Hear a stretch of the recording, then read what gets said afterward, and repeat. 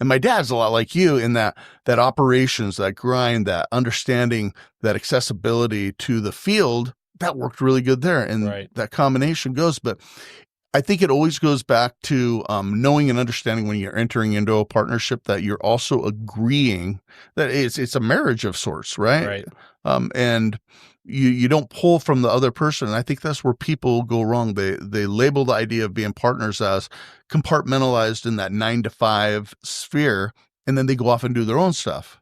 No, doesn't work that way. It doesn't work that way, right? Because good example. I fly out next Thursday. I'm going to go watch my son fight. You fly out for a week.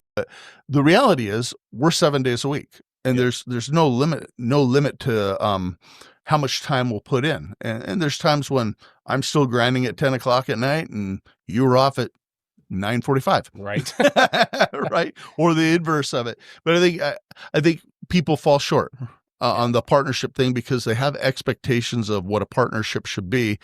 And they miss the point that a partnership really is that. Yep.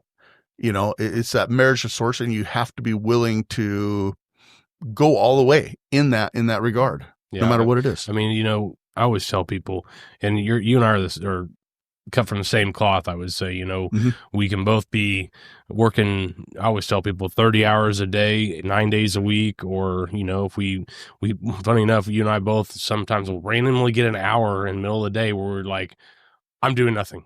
Yeah, right. So I remember that one time. Yeah. That was good. Well, you called me last week and you're like, I got an hour. I'm going to go to Tulsa Firearms. I was like, excuse me?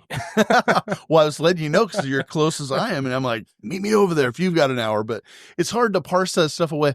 I think that I know that absolutely people just fall short because they don't have that. They don't set the ground rules at the beginning.